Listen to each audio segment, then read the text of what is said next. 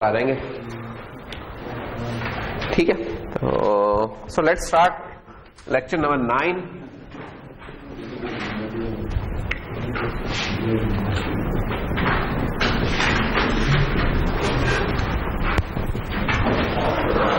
Okay जी, let's start जी। तो हमने ये कि कुछ बेसिक चीजें कर ली हुई हैं, कुछ हमें टर्म्स का पता चल गया, कुछ देख लिया कि चीजें बन कैसे रही हैं। अब हम ये करने जा रहे हैं कि इससे पहले कि अब हम उन चीजों को बनाएं जरा डिटेल में, तो पहले अब हम काम अब ये करने जा रहे हैं कि देखें कि वो चीजें इस्तेमाल कैसे की जाती हैं, और जो इस्तेमाल की जाती हैं वो कौन सी इस्तेमाल करेंगे। वो है जनाब हमारी STL। So STL stands for standard template और लाइब्रेरी। ये स्टैंडर्ड लाइब्रेरी भी बोलते हैं इसको, जस्ट स्टैंडर्ड लाइब्रेरी भी कहते हैं। और ये वो लाइब्रेरी जो आके आपने यूज की हुई है पहले, ये भी एक मजे की बात है। आपकी जो इवन जो वेक्टर्स वगैरह आपने यूज किए थे इसी का पार्ट है। स्ट्रिंग जो यूज की थी वो भी इसी का ही पार्ट थी, ठीक है ना। तो आपने यूज की हुई है थोड़ी सी पहले भी। इसकी नेम स्पेस क्या है? ये स्टैंडर्ड नेम स्पेस में है, यानी जब आप ये करेंगे तो फिर आप यूजिंग नेम स्पेस std कर रहे होंगे। अच्छा, तो स्टैंडर्ड टेम्पलेट लाइब्रेरी है क्या? पहले तो ये हो जाए बात। लाइब्रेरी क्या होती है? ये तो एक स्टैंडर्ड टेम्पलेट लाइब्रेरी। तो लाइब्रेरी होती क्या है पहले तो हमें ये पता होना चाहिए, जो कि हमने डिस्कस किया था बिल्कुल पहले या दूसरे लेक्चर में शायद किया था, जब हमने कंपाइलेशन स्टेप्स देखे थे कि अभी जो आप अपना कोड बना रहे होते हैं, ये एक एग्जीक्यूटेबल बना रहे होते हैं जिसका आउटकम एक एक्जी होती है। विंडोज एनवायरमेंट जो होते हैं तो एक एक्जी आप बना रहे होते हैं। एग्जीक्यूटेबल क्या होती है कि जब आप उसे जब रन करेंगे तो वो रन हो सकती है, उसे रन होने के लिए कोई और चीज नहीं चाहिए। अब इसका ये मतलब नहीं है कि अगर वो कोई फाइल रीड करना था, जैसे कोई VLC प्लेयर है, ये भी एक एक्जी है, तो हम कहेंगे जी इसे रन होने के लिए डेटा फाइल चाहिए। तो हाँ, उसने उस डेटा फाइल के ऊपर ऑपरेट करना है, लेकिन चलने के लिए उसकी मुख्ताज नहीं है। वो काम नहीं कर सकेगी जो कि हम चाहते हैं। कि सारी बात जब हम उसे कोई वीडियो या ऑडियो फाइल ही देंगे तो बेचारे ने क्या चलाएगा जब देंगे नहीं। लेकिन इटसेल्फ एक्जी चलने के लिए उनकी मुख्ताज नहीं है। लाइब्रेरी वगैरह में क्या होता है, उसमें ऐसा नहीं होता। लाइब्रेरी का जो कोड होता है, अच्छा ये जो एग्जीक्यूटेबल्स होती हैं इनमें एक मेन होता है, यानी कि क्या चीज डिफरेंशिएट करती है एक एग्जीक्यूटेबल को एक नॉन एग्जीक्यूटेबल या लाइब्रेरी से, कि उसके अंदर एक मेन एग्जिस्ट कर रहा होता है। और मेन क्या होता है? आपका प्रोग्राम का एंट्री पॉइंट होता है। एंट्री पॉइंट से क्या मुराद होती है कि आप ओएस में बैठे हुए, अपने विंडोज में बैठे हुए, आपने जब डबल क्लिक किया तो ओएस के पास वो एक रास्ता है उस एक्जी के अंदर जाने का। वो एक मेन को तलाश कर रहा था, जब उसे मेन नजर आता है तो उसके थ्रू एंटर होता है, कंट्रोल आपके प्रोग्राम के पास आता है। फिर आप जो करते हैं, आप इंचार्ज होते हैं फिर उस चीज के, और आप इंचार्ज तब तक रहते हैं जब तक आप रिटर्न नहीं कर जाते या मेन का एंड ब्रैकेट नहीं आ जाती। लाइब्रेरी में क्या है कि लाइब्रेरी में मेन का फंक्शन हो सकता है कि पढ़ा हो, लेकिन वो इस्तेमाल नहीं हो रहा होगा। फाइल में कहीं पढ़ा हो तो ठीक है, वो और बात, लेकिन इस्तेमाल नहीं हो रहा होगा। लाइब्रेरी एक जस्ट कह लें कि जैसे कुछ फंक्शंस हैं, कलेक्शन ऑफ फंक्शंस हैं, वो पड़े हुए हैं जिनको आपने कंपाइल करके रखा हुआ है। उनको इस्तेमाल करने के लिए आपको एक एग्जीक्यूटेबल चाहिए। बेसिकली वो एग्जीक्यूटेबल होगी तो वो उनको इस्तेमाल कर रही होगी, या ये है कि वो लाइब्रेरी किसी और लाइब्रेरी में भी इस्तेमाल हो सकती है। लेकिन in the end as long as it is a library, वो सेल्फ सफिशिएंट नहीं है, वो खुद से चीज नहीं चल सकती। उसे चलने के लिए कुछ और कोड भी चाहिए, कुछ मिनिमम कोड चाहिए जो कि उसे चला सके। ठीक है, लाइब्रेरी बनाते कैसे? कुछ भी नहीं, आप अपने प्रोजेक्ट की प्रॉपर्टीज में जाए, जो सबसे पहला उसका जो प्रॉपर्टी पेज आता है उसमें लिखा होता है एग्जीक्यूटेबल, आप उसको चेंज करके लाइब्रेरी कर देते हैं। अब लाइब्रेरी फिर दो किस्म की हो सकती है, एक स्टैटिक लाइब्रेरी होती है और एक डायनामिक लाइब्रेरी होती है। ठीक है, डायनामिक लाइब्रेरी या डायनामिक लिंक लाइब्रेरी होती है जो कि DLL आप कहते हैं, या DLL मिसिंग है, कुछ और कभी गेम चलाएं तो होता है, या DLL मिसिंग है। वो क्या होता है? वो एक डायनामिक लिंक लाइब्रेरी जो सी होती है वो एक मिसिंग होती है। वो होनी चाहिए आपके सिस्टम में, वो होगी तो फिर वो चीज चल रही होगी। और दूसरी क्या है? Static library. तो हमने क्या देखा कि हम देख रहे हैं कि यार तीन चीजें हैं। एक है एग्जीक्यूटेबल होना किसी चीज का, एक है उसका लाइब्रेरी होना। और लाइब्रेरी में फिर हमारे पास दो ऑप्शन है, स्टैटिक की और डायनामिक की। इसको हम डिनोट डॉट लिब एक्सटेंशन से भी कर रहे होंगे और इसको DLL से भी कर रहे होंगे, ठीक है। और लिनक्स में I think this is .so and this is .a, कुछ इस तरह करके होता है। यानी कि एक्सटेंशंस हैं जो कि चेंज हो सकती हैं। इन दी एंड ये पता नहीं चाहिए कि वो लाइब्रेरी है कौन सी।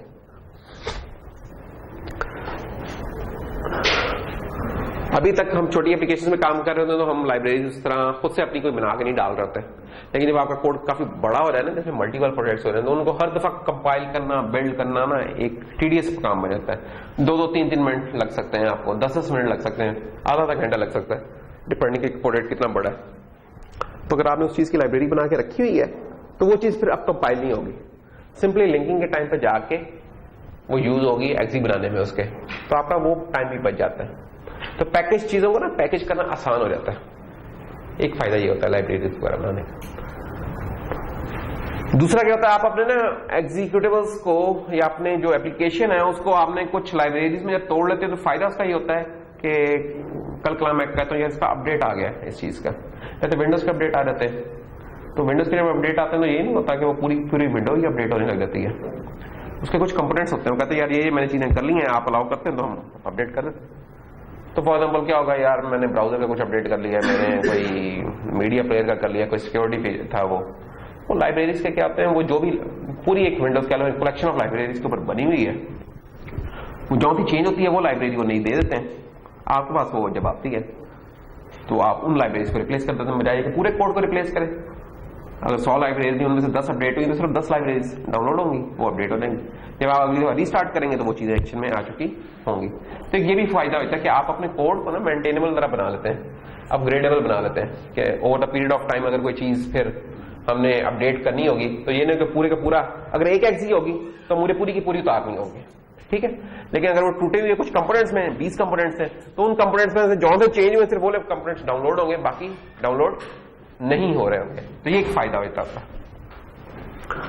स्टैटिक लाइब्रेरी और डायनामिक लाइब्रेरी में फिर क्या फर्क आता है, वो ये फर्क आता है कि स्टैटिक लाइब्रेरी में ये होता है कि जो लाइब्रेरी होती है वो आपके कोड जब कंपाइल होता है तो उसका पार्ट बन जाती है। आपका कोड जब कंपाइल होगा वो उसका पार्ट बन जाएगी। दूसरे लफ्जों में कल वो लाइब्रेरी चेंज होती है तो आपकी एक्सी पे कोई फर्क नहीं पड़ेगा, पॉजिटिव सेंस में भी नेगेटिव सेंस में भी। पॉजिटिव सेंस में किस तरह के वो चेंज हो गई है, आपने पुराने के हिसाब से लिखी थी तो अब ये नहीं कि आप अपनी एक्सी में जाके अपने कोड में दोबारा चेंज करें उसे चलाने के लिए, ये पॉजिटिव सेंस में। नेगेटिव सेंस में ये कि उस कोड लाइब्रेरी में कोई बग था, इंटरफेसेस तो चेंज नहीं हुए लेकिन उन्होंने बग फिक्स करके वो निकाल दिया है, लेकिन वो लाइब्रेरी तो अपडेट होगी। आपके कोड में क्योंकि पुराना वर्जन बिल्ड के टाइम पर नथी हो गया था, आपका वो पुराना वर्जन नहीं चल रहा। तो ये फायदे नुकसान दोनों ही हैं उसके। दूसरा एक नुकसान ये हो सकता है उसका कि जब आप बिल्ड करते हैं और आपकी एक्सी का पार्ट बन जाती है स्टैटिक लाइब्रेरी तो उससे आपकी एक्सी का साइज बड़ा हो जाता है, ये नुकसान हो जाता है उसका इस चीज का। तो ये कुछ फायदे नुकसान आते हैं स्टैटिक के। डायनामिक में क्या होता है, डायनामिक में आपकी वो जो लाइब्रेरी होती है आपके कोड का पार्ट नहीं बनती, आपके एक्सी का पार्ट नहीं बनती, ठीक है। सिर्फ कुछ इंटरफेसेस या उसके वो कोई हेडर वगैरह वो आप इस्तेमाल करते हैं, बाकी कुछ नहीं।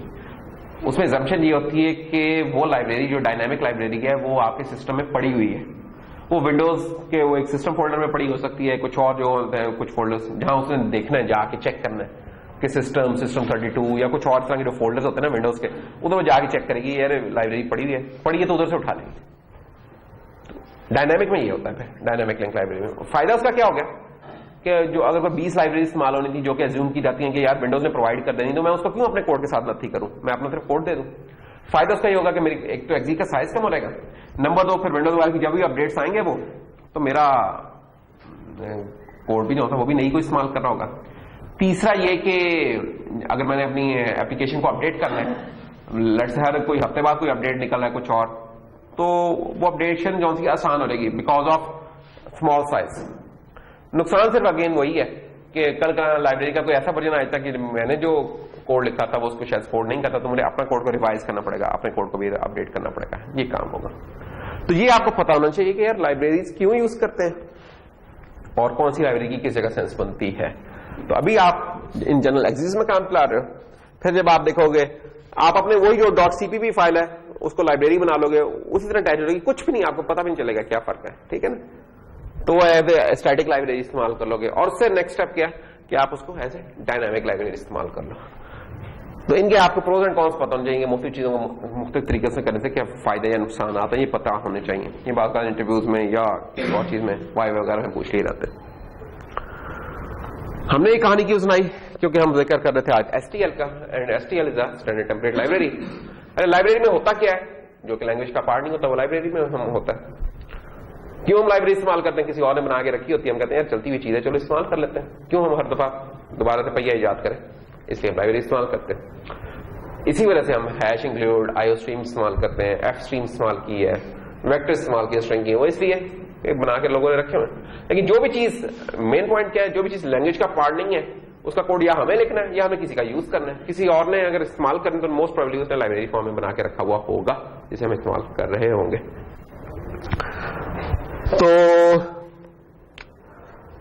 तो ये जो हमारी स्टैंडर्ड टेम्पलेट लाइब्रेरी है, स्टैंडर्ड क्यों है, स्टैंडर्ड इसलिए कि ये आप इस कंप्यूटर पे इस्तेमाल कर लें, लिनक्स में इस्तेमाल कर लें, मैक में इस्तेमाल कर लें, ये स्टैंडर्डाइज है इसकी की हुई, ठीक है, रेटिफाइड है, ISO स्टैंडर्ड में भी कुछ किया हुआ है इनको खाता, तो ये चलेगी चीज उस स्टैंडर्ड इम्प्लीमेंटेशन के मुताबिक। स्टैंडर्ड इसलिए इसको कहते हैं, जब कोई चीज स्टैंडर्ड होती है तो ये फिर आप फिक्र करने की जरूरत नहीं होती कि यार विंडोज में काम मैं कर रहा हूं तो लिनक्स पे पता नहीं जाके चलेगी कि नहीं चलेगी ये चीज। जब स्टैंडर्ड बन गया है तो फिर मोस्ट प्रोबेबली वो फिर जहां जहां स्टैंडर्ड कंप्लाइंट उसके कंपाइलर्स मौजूद है ये कंप्लाई करेगी उससे, तो स्टैंडर्ड लाइब्रेरी है, इसलिए सिर्फ स्टैंडर्ड कहते हैं।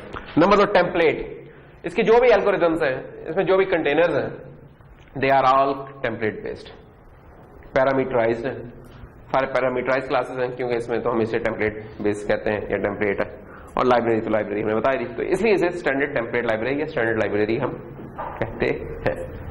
ये इसका एक कह रहे हैं बजाय तस्मिया है। ये कब बनी थी, अर्ली 90s में शायद डेवलप होना शुरू हुई थी और अब इवॉल्व होते होते अब इसमें बहुत सारी चीजें आ गई हुई। फिर एक इसका बिग कजन है, उसका ये जो कजन है जो कि स्टैंडर्ड का तो पार्ट नहीं है लेकिन उधर से चीजें इसके अंदर आती रहती हैं, उसका नाम है बूस्ट।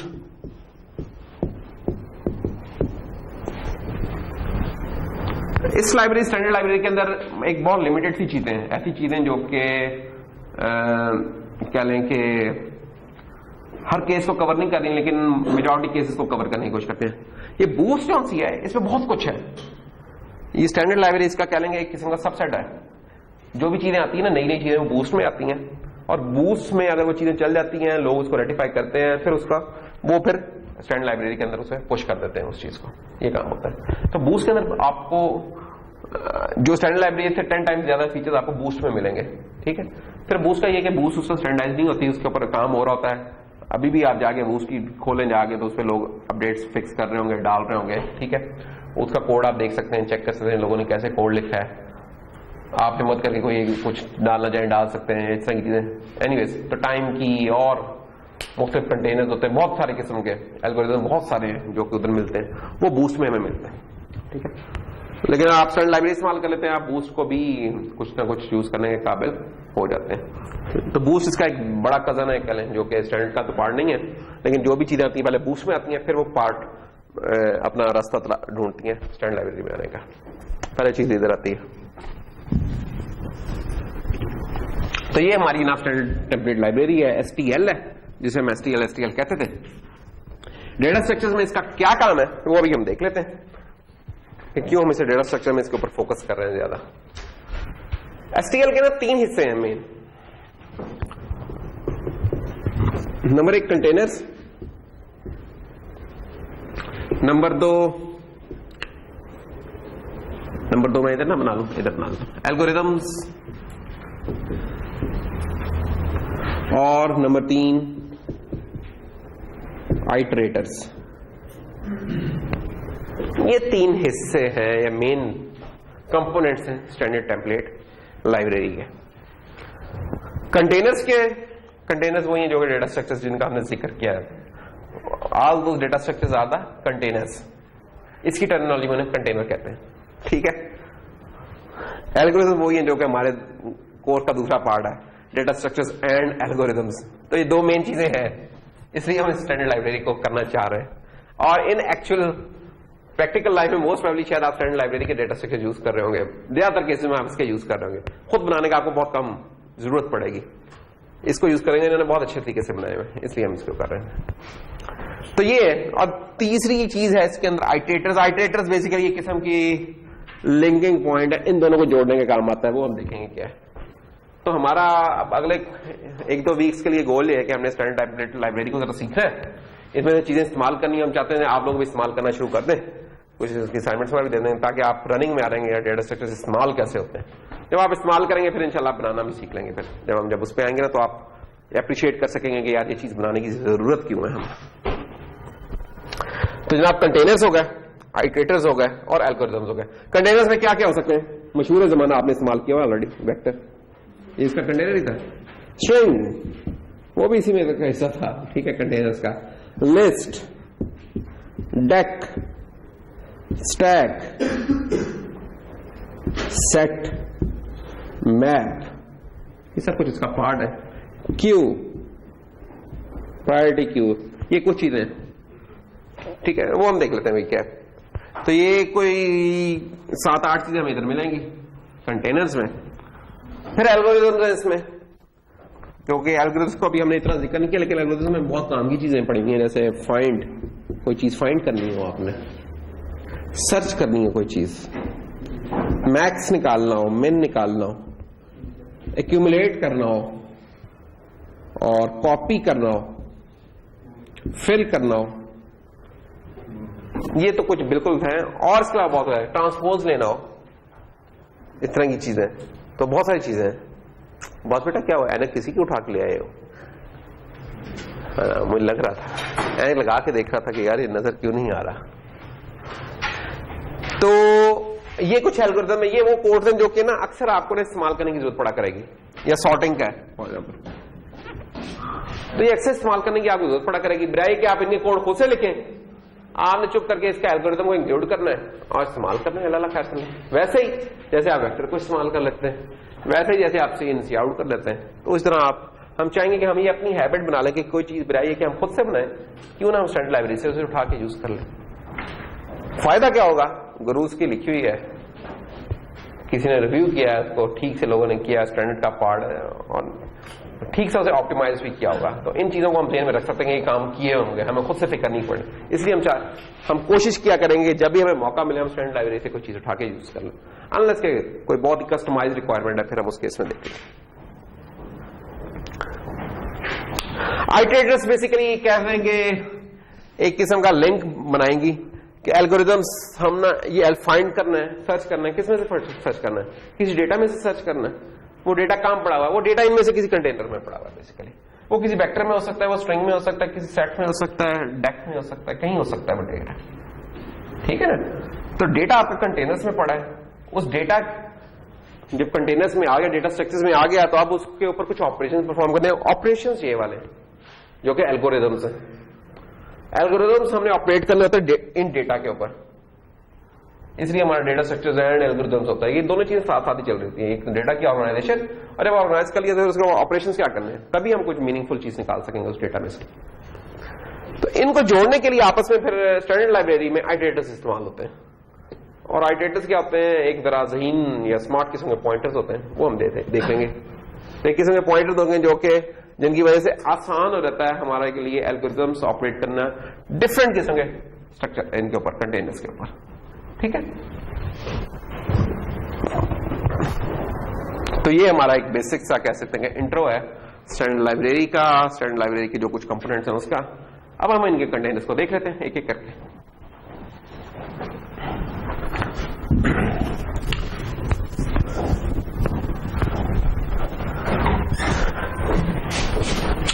अच्छा जी, कंटेनर्स में ना दो किस्म के कंटेनर्स हैं हमारे पास, एक है सीक्वेंशियल और दूसरे हैं एसोसिएटिव। ये दो किस्म के कंटेनर्स हैं हमारे। अभी तक आपने जो कंटेनर्स पढ़े हैं ना वो सारे के सारे सीक्वेंशियल थे। वेक्टर, लिस्ट, स्टैक जो होगा वो भी कुछ इस तरह का ही होगा, जो डेक होगी वो भी कुछ इस तरह की ही होगी। ये सीक्वेंशियल है। और दूसरे होते हैं कुछ एसोसिएटिव। एसोसिएटिव में हमारे आ जाते हैं सेट और मैप। फिर इन्हीं की एक थोड़ी एक वर्जन आता है जिसे हम कहते हैं कि मल्टी सेट और मल्टी मैप। ये कुछ थोड़ा सा आता है इनमें खाता। अब सीक्वेंशियल क्या होते हैं? सीक्वेंशियल वो होते हैं कि यार जिनमें ना आप यानी हम उसे इस तरीके से डिफाइन कर सकते हैं कि आपके डेटा स्ट्रक्चर्स के अंदर जो एलिमेंट्स पड़े हैं आप उसमें यूनिकली आइडेंटिफाई कर सकते हैं इसका प्रीसीडिंग आइटम कौन था और उसका फॉलोइंग आइटम कौन है, इसका प्रेडिसेसर कौन है, उसका सक्सेसर कौन है। यूनिकली आइडेंटिफाई कर सकते हैं और यूनिक है वो एक ही है। जैसे वेक्टर है आपने बनाया या अरे बनाई है, एक के बाद एक, इसके पीछे ये है आगे इसके ये है, ठीक है। या लिस्ट जब बनाई थी तो हमें पता यार नोड में एक ये है, इसके आगे ये है और इसके पीछे कोई ये। सीक्वेंशियल का कंटिग्युअस होने से कोई ताल्लुक नहीं है। Sequential is something else, contiguous is something else. अब देखिए कंटिग्युअस नहीं है, ये कंटिग्युअस है, लेकिन ये दोनों सीक्वेंशियल है। क्यों? इनका एक डेफिनेट ऑर्डर में ये चीज एग्जिस्ट कर रही है, सिंगुलर ऑर्डर है जिसमें हम चीजें चला सकते हैं। एसोसिएटिव जो से होते हैं वो नॉर्मली ट्री बेस्ड आपको मिलेंगे। उसमें क्या होगा कि आपका अगर एक ये नोड है तो इससे हो सकता है कोई 3 नोड्स निकल रही है, हो सकता है इससे कोई 5 नोड्स निकल रहे हैं। अब एक से 5 रास्ते हैं आगे जाने के। अब आप इसमें ये नहीं कह सकते यार इसकी सीक्वेंस क्या है। उधर हम सीक्वेंस बना सकते हैं, इधर सीक्वेंस नहीं बना सकते। सीक्वेंस इधर से ये भी बन सकती है कि ए बी सी और शायद डी बी ए बी कोई बनती है सीक्वेंस। हर कोई अपने अपनी जगह पे सच्चा है, ये बन सकती है। तो हम इधर कोई यूनिकली इस तरह बना नहीं सकते, ठीक है। तो ये वाली केस हमारा एसोसिएटिव का केस बन जाएगा और ये वाला हमारा सीक्वेंशियल का बन जाएगा। तो पहले हम क्या करेंगे, हमने आज तक सीक्वेंशियल ही पढ़ते हैं तो सीक्वेंशियल से ही जरा स्टार्ट करते हैं चीजों को, ठीक है।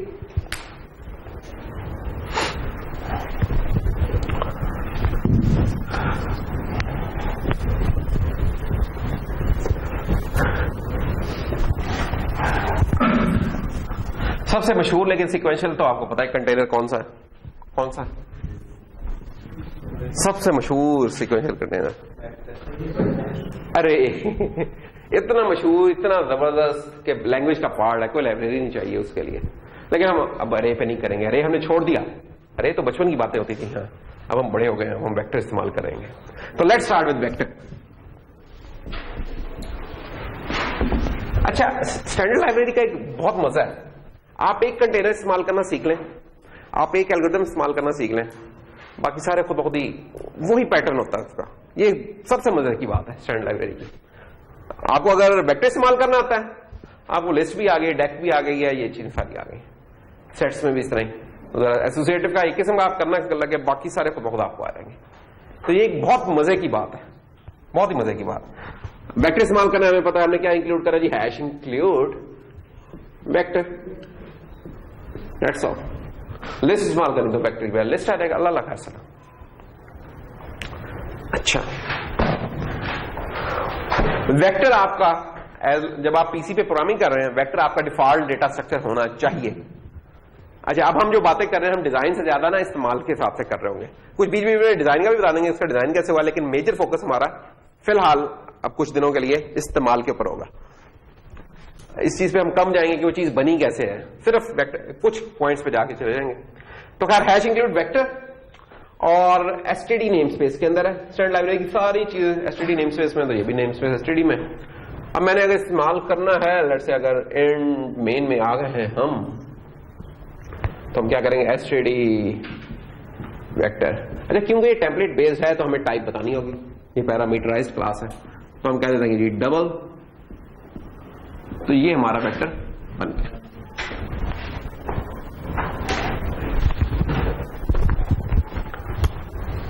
गैस कर सकते हैं ये वेक्टर कितना बड़ा होगा? कर लो यार, गैस क्यों नहीं गैस कर रहे? 0 होगा। अगर कोई आर्गुमेंट नहीं दिया, कुछ नहीं दिया, डिफॉल्ट कंस्ट्रक्टर के साथ ये बना है मोस्ट प्रोबेबली, तो इसका साइज 0 है। 0 एलिमेंट्स इसके अंदर, कुछ भी नहीं है, ठीक है ना। अरे में ऐसी कोई चीज नहीं होती, जब आप अरे बनाते हैं तो आप ये नहीं कहते कि इसका साइज 0 साइज की अरे हो ही नहीं सकती, ठीक है ना। इधर हो सकता है अलबत्ता, ये एक मजे की बात है।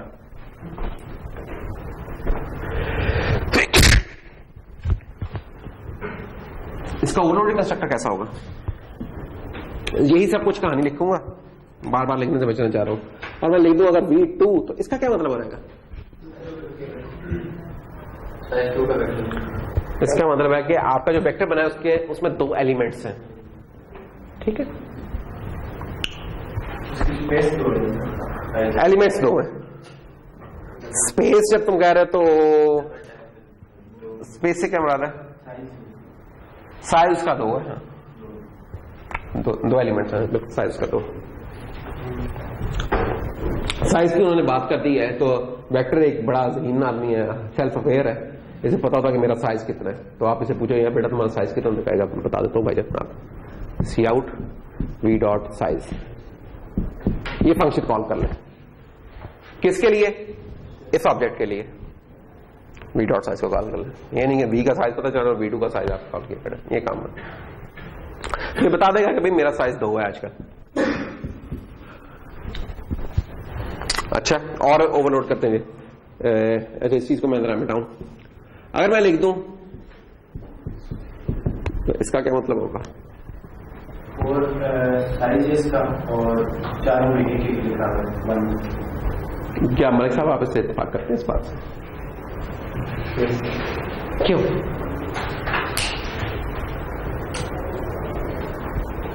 बाकी क्या क्या किया है? सही सर वो है सर, तो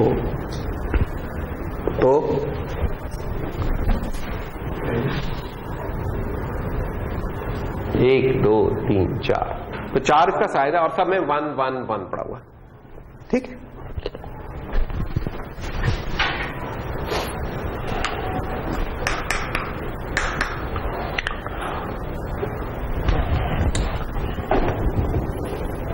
सब कुछ यही। और क्या मैं इस तरीके से लिख सकता हूं?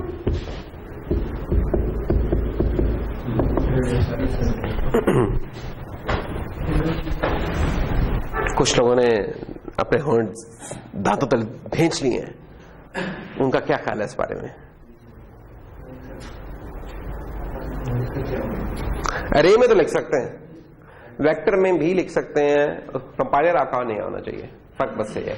आई थिंक अगर 2015 है ना विजुअल स्टूडियो एंड अबव, उसमें आप इस तरीके से लिख सकते हैं, क्योंकि पहले नहीं होता था ये वाली नोटेशन है वेक्टर्स का पार्ट।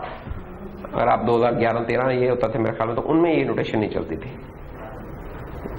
यानी कि जो इनिशियलाइजेशन लिस्ट इसको बोलते हैं। इनिशियलाइजेशन लिस्ट स्टाइल में आप उसकी इनिशियलाइजेशन नहीं कर सकते थे, लेकिन वेक्टर सपोर्ट करते हैं स्टैंडर्ड के मुताबिक। शुरू वाले वर्जन भी करते थे, लेकिन 2011 जो 11 में स्टैंडर्ड आया था ना उसके मुताबिक करते। तो 11 में स्टैंडर्ड तो आ गया था, लेकिन कंपाइलर्स में प्रोग्राम्स में फीचर आते हुए थोड़ा टाइम लगता है। तो मेरे ख्याल में 2015 वाले विजुअल स्टूडियो ना वो तो करता होगा, और 17 तो करता ही है, 15 भी शायद करता है इसको सपोर्ट में। तो उधर आप कर सकते हैं, अगर उससे कोई पुराना आपके पास कंपाइलर तो उधर ये वाला काम चलेगा, बाकी चल जाएगा। एक थोड़ा सा फर्क है। और अगर उधर वहां ये काम ना चले तो आप एक और तरीके से कर सकते हैं ये वाला काम, कि आप एक अरे बना लीजिए, ठीक है। आप कहेंगे यार अच्छा एक डबल की लेट से अरे है, और 4 एलिमेंट्स की अरे थी ना, तो उसमें आपने जो एलिमेंट्स करवाना चाहते हैं वो आप लिख लें, और फिर ये करेंगे जब एक वेक्टर बनाएंगे आपने यार कि एसटीडी वेक्टर डबल वी, तो आप इसे इनिशियलाइज जब करें ना तो इसे आप स्टार्टिंग पॉइंटर दे दें इसका और एंड पॉइंटर दे दें। तो अब ये वाली चीज वही काम करेगी जो कि इसने काम किया, ठीक। तो अगर आप देखें आपके पास ये वाली नोटेशन नहीं चल रही है तो अल्टरनेटिव का हल ये मौजूद है, आप इसे कर सकते हैं। ये पुराने से पुराने में भी चल जाएगा, ठीक है। कंस्ट्रक्टर स्टाइल से आप फिर ये वाला काम कर सकते हैं।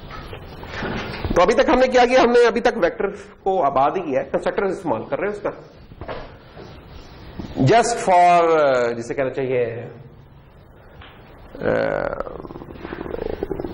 याद रखने के लिए कि हमें पता है कि वेक्टर में एक पॉइंटर होता है जिस जगह हमने बनाया था, और इसमें उसी तरह डायनामिक एलोकेशन हो रही होती है। कोई जादू नहीं है इसके पास, वही वाली अरेज है, वही वाले पॉइंटर्स हैं, वही वाले न्यू और डिलीट है, सिर्फ कॉम्प्लेक्सिटी आपसे हाइड कर दी हुई है। ठीक है, ये याद रखें। वेक्टर एक ऐसा डेटा स्ट्रक्चर है जो कि बिल्कुल अरे की तरह बिहेव करेगा। इसकी परफॉर्मेंस ऑलमोस्ट अरे की तरह ही होगी, almost, not always, almost, most of the time अरे की तरह होगी। अरे की तरह ही कंटिगुअस होगा ये। जब भी इसका साइज एक लेवल से हटके चेंज होगा तो ये दोबारा रीलोकेट करेगा। ये वेक्टर्स की प्रॉपर्टीज है। ठीक है, ये आपको पता नहीं, पेपर में भूलेंगे यार वेक्टर और अरे में जरा बता दें क्या होता है डिफरेंस, या जरा उनके कोई फीचर्स में कंपैरिजन करके दिखा दें क्या होता है, तो आप ये कंपैरिजन कर सकते हैं इस तरीके से। हाँ, ये पीछे तो डायनामिक अरे ही है। जब हमने बनाया था, यानी डार साहब जब बनाए थे, तो डार डायनामिक अरे जो थी हमारी, वो वेक्टर ही बन गई थी अल्टीमेटली। सर ये जब हम वेक्टर को साइज नहीं बताते हैं, कुछ बैक करते हैं सर, उसमें अंदर जो चेंजिंग होती है उसकी साइज वो किस तरह वो करते हैं, उस पर आते हैं। अच्छा जी, ये हमने वेक्टर बना लिया। तो ये वेक्टर में डालने का है एक अदद तरीका। एक ये है कि हम इसको एक एक करके भी डाल सकते हैं इसके अंदर। उसका तरीकाकार क्या होगा? उसका तरीकाकार ये होगा, अच्छा अब दो चीजें, ये जब आपका वेक्टर बन गया तो अब आप लिख सकते हैं कि V2 में डाल दो 0.5, तो क्या होगा 0 1 2, इस 4 को जगह 0.5 डाल देगा। ये तो वेक्टर में ही डालने का तरीका है। लेकिन ये वाला काम हमारा सिर्फ उस वक्त चल सकता है जब हमारा वेक्टर उस साइज का बनाया हुआ है। एरर अच्छा नहीं भी बना हुआ तो एरर नहीं आएगा वैसे बाय द वे, वो आता होता है v.add के ऊपर। add2 में जब करके करूंगा फिर एरर आएगा, अभी एरर भी नहीं आएगा। अच्छा, दूसरा तरीका एक और क्या है, उसको अभी ऐड पे मैं नहीं जा रहा फिलहाल। एक और चीज ये है कि मैंने ये जो वेक्टर बनाया है, ये वाला अगर मैं ले लूं, मैं लिख सकता हूं v.push back, और पुश बैक मैंने करा दिया लेट्स से 2। तो वो जो साइज 0 था पहले, अब उसका साइज बढ़ के 1 हो रहेगा, और उसमें उस एक वाली पहली जगह पे 2 आ जाएगा। फिर मैं कह देता हूं कि v. फिर वही पुश बैक, ये बड़ा सा लिखना पड़ रहा है, और 3, तो इसका साइज अब 2 रहेगा साइज का, और दूसरे एलिमेंट पे तो अपेंड होते जा रहे हैं, पीछे पीछे इसके अपेंड हो रहे हैं। वेक्टर ना आपका एक मोटरसाइकिल है बेसिकली, कह ले बंदा बैठा हुआ है, ओ आजा यार तू भी आजा, आगे बैठ गया, वो तीसरा बोला उसे जरा यार अकेले जा रहा है मैं भी चलूंगा, आ रहा भाई तू भी आ रहा, थोड़ा सा ड्राइवर आगे हुआ उसे पीछे वाला आगे आया तीसरा, और अगर दोस्तों में दिल बहुत ही मिला हो तो चौथा दोस्त भी आगे बैठ सकता है। ठीक है, वो मोटरसाइकिल का बेड़ा गर्क होता है जिसका होता बेचारे का, लेकिन 3-4 लोग बैठ जाते हैं ना, ये ऐसे चिंची भी कह सकते हैं, पीछे डाल दे रहो। हाँ, ड्राइवर सीट को लेकर नहीं छेड़ना, ड्राइवर सीट को छेड़ना बड़ा मसला हो जाएगा। हाँ, तो ये थोड़ा सा है। हाँ, तो पुशबैक साहब इस तरह काम कर रहे हैं। वेक्टर की क्या अभी हम साथ साथ कुछ इसकी देखते रहेंगे, उसका आखिर में जरा एनालिसिस भी कर लेंगे, कॉम्प्लेक्सिटी एनालिसिस भी कर लेंगे। वेक्टर की क्या खास बात है कि वेक्टर ना एक ऐसा कंटेनर है, एक ऐसा डेटा स्ट्रक्चर है जिसके एंड के ऊपर इंसर्ट करना या रिमूव करना उसकी कॉस्ट ऑलमोस्ट कांस्टेंट है। उसकी कॉस्ट क्या है? कांस्टेंट है। उसके एंड पे इंसर्ट करना या रिमूव करना उसकी कॉस्ट कांस्टेंट है। Not in the middle, not in the front end पे। ये एक तरह याद रखने की बात है। इसके लिए अगर मैं एक इलस्ट्रेशन अगर पड़ी हुई है मेरे पास, तो लाइक दिस वन, कि ये नहीं कि हम इसके आगे इंसर्ट नहीं कर सकते, इसका इंसर्ट का फंक्शन इस्तेमाल करते हम कर सकते हैं, लेकिन उसकी कॉस्ट ज्यादा होती है। पुश बैक इसमें जो होता है ना कि पीछे से इसका पुश करना, वो इसमें आसान होता है। वेक्टर के अंदर उसकी कॉस्ट कांस्टेंट होती है ऑलमोस्ट। अच्छा, डबल नहीं होता साइज? डबल साइज क्या होता है? हाँ, अब इसमें एक्चुअली सवाल यही पैदा होता है कि कॉस्ट पुश बैक में क्यों कांस्टेंट होती है। जब हमने पढ़ा हुआ है कि यार ये एक हमारा अरे ही है, पीछे बिहाइंड द सीन तो एक अरे ही है, डायनामिक अरे है, तो इसकी कॉस्ट क्यों कांस्टेंट होती है? तो वेक्टर में किया क्या हुआ है कि वेक्टर में जैसे जैसे एलिमेंट्स ऐड होते हैं, जैसे जैसे उसका साइज चेंज होता है, तो उसका साइज उतना चेंज नहीं होता जितना आप उसे कहते हैं। उसका साइज एक डिफरेंट तरीके से चेंज होता है। मसलन जब ये एम्प्टी था, आपने वी डॉट पुश बैक किया,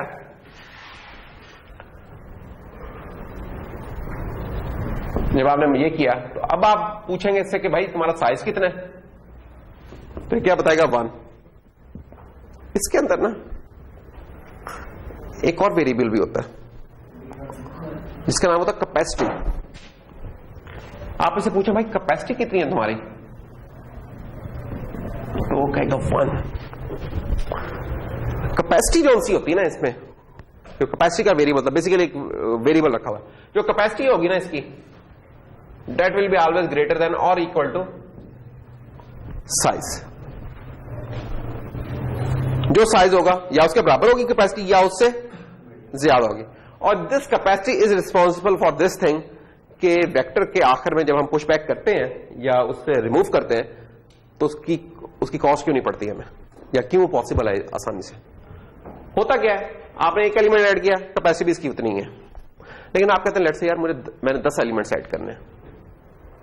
आप कहते हैं कि यार मैंने ना, ये तो पुश बैक था ना, मैं कहता हूं यार मैं ना एक नया वेक्टर बनाने जा रहा हूं, लेट्स से ये वाली चीज इस्तेमाल करता हूं, मैं एक नया वेक्टर बनाने जा रहा हूं, इसका नाम है W और इसका साइज मैं रखना चाह रहा हूं 100।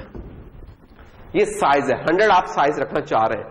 जब ये बन जाएगा आप इसे पूछेंगे साइज कितना, तो ये 100 बताएगा, लेकिन कैपेसिटी ये 100 नहीं बता रहा होगा। कैपेसिटी मोस्ट प्रोबेबली ये कोई 100 इंटू 1.5 के अराउंड, मैं फिक्स नहीं कह रहा, ये डिपेंडेंट है कि जो इंप्लीमेंटेशन क्या हुई है, तो आप इसका एग्जैक्ट आंसर नहीं मुझसे एक्सपेक्ट कर सकते कि क्या होगा, लेकिन अराउंड 1.5 या 1.4 से मल्टीप्लाई कर रहा होगा ये। तो होगा क्या कि आपने कहा कि 100 एलिमेंट्स का वेक्टर बनाओ, उसने अंदर जब न्यू करके एलोकेशन की होगी ना, अगर आप वो जेर में करेंगे न्यू वगैरह कैसे काम कर रहे थे, न्यू करके जो इसने एलोकेशन की होगी वो कोई 150 एलिमेंट्स की कर ली होगी। अच्छा, इसका मतलब क्या है कि एक्चुअल वेक्टर तो यहां है, लेकिन ये एरिया भी इसी के पास ही है पड़ा हुआ, इसने ले लिया हुआ है अपने पास पहले। तो होगा क्या है, जब कभी 100 से मैं पुश बैक करके 100 का एक एलिमेंट बना हुआ है, तो 100 में जब मैं V पुश बैक करूंगा तो उसका साइज 101 हो जाएगा। तो अब साइज चेंज हो गया, साइज चेंज हुआ, लेकिन नई जगह जाके बफर नहीं बनाई है, क्योंकि इसी बफर में जगह थी पड़ी हुई। 100 से 101 ये जगह। फिर मैंने पुश बैक किया, देखें दोबारा अगर लोग मिस कर रहे हैं, मुझे लग रहा है कि आपने एक वेक्टर बनाया, वेक्टर डबल V100। जब आपने ये काम किया ना, तो आपका 0 से लेकर 99 ये वेक्टर V बन गया आपका। अब इसमें जब आप करेंगे ना V डॉट पुश बैक, और पुश बैक करके आप कहेंगे यार 2001 लिखवा दो, तो क्या होगा, इस जगह के ऊपर इसका साइज बढ़ के इतना हो जाएगा और ये 2000। फिर आप कहेंगे पुश बैक कर दो, फिर एक और जगह ले लेगा। अच्छा, इस काम की कोई कॉस्ट नहीं पड़ रही, ये गौर करें। ये सिलसिला कब तक चलता रहेगा, जब तक हम ये 149 तक नहीं पहुंच जाएंगे। जब 149 पे पहुंचेंगे हम, अब जाके क्या होगा, वो चेक करेगा क्या मेरा साइज अभी तक less than equal to capacity है, अब जाके उसका साइज चेंज हो रहा है 150 पे जाके, 149 तक तो है, 150 पे चेंज। फिर क्या करेगा वो, फिर करेगा वो 150 को पकड़ेगा, 150 को पकड़ के 1.5 से मल्टीप्लाई कर देगा, या जो भी है। अब ये जो चीज निकली है उसका इंटीजर लेके पोर्शन, ठीक है, या ये इंटीजर पोर्शन लेना है, ठीक है इसका। तो 150 इंटू 1.5 ये तकरीबन शायद 225 शायद बन जाएगा। तो एक अब नई अरे बनेगी, क्योंकि हमें पता है कि कंटिन्यूअस है, और कंटिन्यूअस में कोई शर्त नहीं होती कि जितनी आपने ले ली उससे अगली आपके पास अवेलेबल होगी। अब एक नई अरे बनेगी जो कि जनाब 225 तक है, जिसमें से अभी फिलहाल ये 150 तक यूज कर रहा है। अब तो सर कॉस्ट पड़ेगी ना, 150 वाली तो बहुत ज्यादा कॉस्ट उसकी पड़ेगी, बिल्कुल उसकी पड़ेगी, इसमें कोई शक, उसकी पड़ेगी। लेकिन अब उसके बाद से 225 तक अगर बढ़ते जाएंगे तो फिर कोई कॉस्ट नहीं है। तो इसलिए हम कहते हैं कि मोस्ट ऑफ द टाइम इसका हमें जो कॉस्ट पड़ेगी, कॉम्प्लेक्सिटी कॉस्ट होगी, बिग ऑफ 1 होगा या कांस्टेंट होगा। सिर्फ बीच में जब ये कभी साइजेस चेंज होंगे, जब नई मेमोरी बनेगी, तो नई मेमोरी बनेगी तो होगा क्या, हमें नई मेमोरी का ये तो पता होना चाहिए। अब हम इतने बड़े हो गए कि जब भी कोई नई जगह बनेगी तो पिछली उठ के कॉपी होगी और फिर उसमें नहीं, और पिछली उठ के कॉपी होने का मतलब है कि जितने नंबर ऑफ एलिमेंट्स थे n थे तो n टाइम्स की लूप चले के कॉपी होगी और फिर उसके बाद, तो इसलिए सिर्फ इन जगहों के ऊपर इसकी cost big O of n होगी। तो सिर्फ चंद केसेस में, ज्यादातर केसेस में बिग O ऑफ 1। अच्छा, आप ये समझते होंगे यार ये केस शायद पत्नी कितनी तेजी से आते होंगे, ऐसा नहीं है। इंशाल्लाह जब मैं असाइनमेंट दूंगा उसमें जब आप क्वेश्चन करेंगे तो आप देखेंगे कि यार ये सिर्फ अगर मैं 0 साइज से 4 गीगा तक जाता हूं तो ये 50, 100, 150 कुछ इतनी दफा होगा कि चेंज होगा साइज। 4 बिलियन में से 50, 100, 150 कुछ भी नहीं है, 0.01% भी नहीं बनता उसका, फिर उतनी दफा साइज चेंज होगा। ये इतनी फ्लेक्सिबिलिटी है, इस फैक्टर की वजह से इतनी फ्लेक्सिबिलिटी इसमें आती है। तो ये हम देखेंगे, वो आप असाइनमेंट में देखेंगे, हो सकता है मैं दिखाना तो दिखा दूंगा। तो ये एक है, आपको ये पता होना चाहिए क्यों वेक्टर में कॉस्ट जब पुश बैक करते हैं क्यों कॉस्ट की कांस्टेंट है, इसलिए कि उसने पहले से जगह रखी होती है अपने पास। अच्छा, इसका नुकसान भी है इस चीज का देखा जाता है कि आपने जगह, हो सकता है कि आपकी हमेशा ही वो 100 ही हो, फिर क्या करेंगे ठीक है, तो ये एक है। तो 100 और 150 में तो शायद आपको इतना फर्क ना नजर है, लेकिन 1 मेगा और 1.5 मेगा में तो ठीक सा फर्क है। 1 गीगा और 1.5 गीगा में और भी ठीक सा फर्क है। तो उन केस में एक है ओवरहेड है, उसका भी हल है फिर साइज। अच्छा याद रखो, साइज जब भी तुम ऐसे पूछोगे जो एक्चुअल साइज है साइज वो बताएगा, और कैपेसिटी जब आप कैपेसिटी पूछोगे ना तो कैपेसिटी वो होगी कि विदाउट न्यू मेमोरी एलोकेशन कहां तक जा सकता है। तो एक ये सवाल हो सकता है कोई क्विज का पेपर का कि what's the difference between the size and the capacity function of the vector. तो साइज कौन सा होगा जो कि आपको present in actual in use जो है वो बता रहा होगा, और कैपेसिटी होगा कितना पॉसिबल है साइज इसका विदाउट न्यू मेमोरी एलोकेशन। ठीक है, और एक तीसरी चीज भी होती है इसी में, वो होता है मैक्स साइज के मैक्सिमम कितना पॉसिबल है, ये नहीं कि है कितना, मैक्सिमम कितना पॉसिबल है मैक्स साइज। तो वो आपके जो सिस्टम के हिसाब से जो लिमिट होती है ना वो बता देता है कि यार मैक्सिमम आपका भाई साइज इतना हो सकता है, ये नहीं कि है या कैपेसिटी इतनी, कुछ नहीं, वो एक फिगर बता देगा कि मैक्सिमम इतना पॉसिबल। मैक्स साइज करके होता है वो एक फंक्शन में निकाल।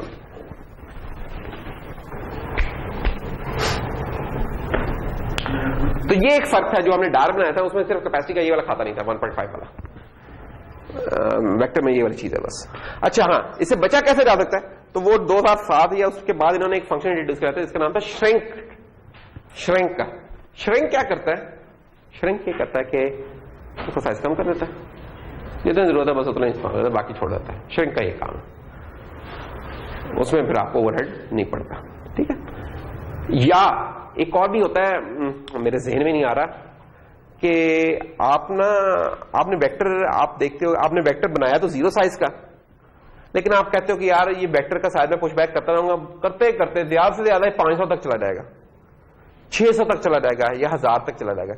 तो एक होता है फंक्शन इसका रिजर्व का, वो क्या कहते हैं जब आप बनाते हैं ना, बनाते ही आप रिजर्व कर लेते हैं कि भाई 1000 भाई मेरे मेहमान आ रहे हैं, अभी तो एक बंदा आया है, शाम तक 2 बंदे हैं, लेकिन 2, 3, 4 दिनों तक 1000 बंदे पहुंच जाएंगे, तो 1000 से ज्यादा बस, तो आप रिजर्व करवा लेते हैं, रिजर्वेशन 1000 की फॉर एग्जाम्पल। तो एक रिजर्व का फंक्शन होता है इसका। तो हमने जो अब वेक्टर के फंक्शंस डिस्कस कर लिए हैं वो कौन कौन से हो गए जनाब, के वो है size, capacity, max size, shrink. Shrink का एग्जैक्ट नाम शायद कुछ आगे पीछे, लेकिन बाद श्रिंक है, और रिजर्व,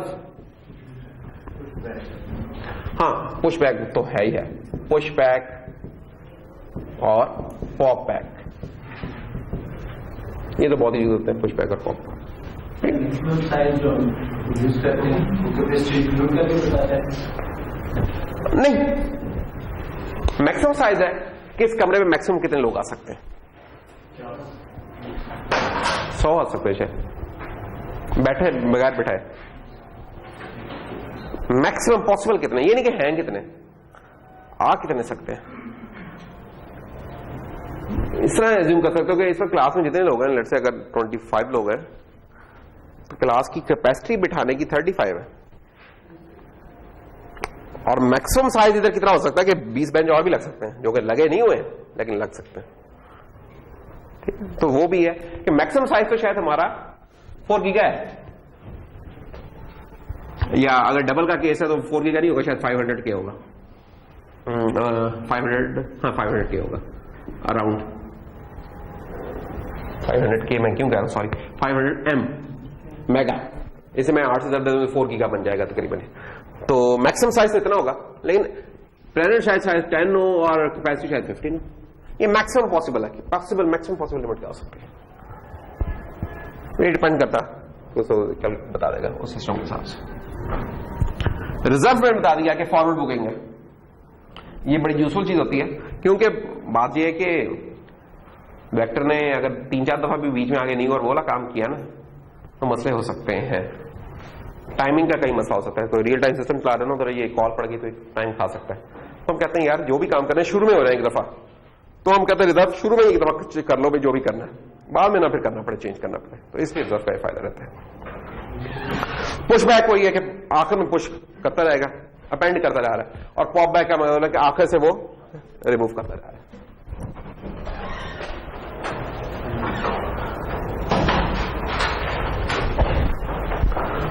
जरूरत कहां पड़ती है इसकी, यह हमारा बीइंग इंजीनियर स्टूडेंट में बताया था कि सीएस वालों को तो बहुत सारी जरूरतें होती हैं मुख्तलिफ किस्म की। हमारा बहुत सारा काम ना अरे से चल जाता है, और अगर पीसी के अंदर बैठे हैं तो मैंने कहा कि पीसी में बैठे तो फिर अरेज को भी जरा ठंड करवा दो, वेक्टर्स पे आ जाएगा, अगर वेक्टर्स के कुछ फायदे, तो हमारा बहुत सारा काम ना वेक्टर से चल जाया करेगा। तो वेक्टर्स में क्या आ रहेंगे हमारे, फॉर एग्जाम्पल ऑडियो का डेटा है, तो जो भी हमारा ऑडियो का डेटा है, आप लोगों ने अभी सिग्नल सिस्टम पढ़नी है या डीएसपी पढ़ ली है, जो भी है, तो आपका जो ऑडियो होती है, जो मैं बोल रहा हूं, या म्यूजिक जो सा है, वो इन दी एंड अरेज होती हैं, बफर्स होते हैं, कुछ भी नहीं होता और, ठीक है ना, वो आपके इन्हीं वेक्टर्स में पड़े होंगे इस तरीके से। और आपका जो इमेज होता है, image is nothing but a 2 dimensional अरे और वेक्टर और मैप और ग्रिड, मुख्तलिफ नाम हो सकते हैं इसके। तो इमेज आपका कोई इस तरह का होगा, now this is some colour map है, ये कोई थर्मल इमेज भी हो सकता है, कोई एक्चुअल दूसरा इमेज भी हो सकता है, विजिबल लाइट का भी हो सकता है, कुछ भी हो सकता है। So these are all the things. तो ये जॉन से ना ये वेक्टर बहुत ही हमारे लिए तो बहुत यूजफुल हो सकता है, इस तरह के जो भी चीजें स्टोर करने के लिए। फाइल्स वगैरह भी जब नॉर्मली हम रीड करते हैं तो वेक्टर्स वगैरह में हम कर लेते हैं ठीक तरीके से। अच्छा, अब वो एक चीज जो वेक्टर हमें अरे से एडवांटेज देता है, एक तो ये थे ना, इसे साइज का पता था, इसका चेंज है, एक्सपेंडेबल है, पुश बैक हो सकता है।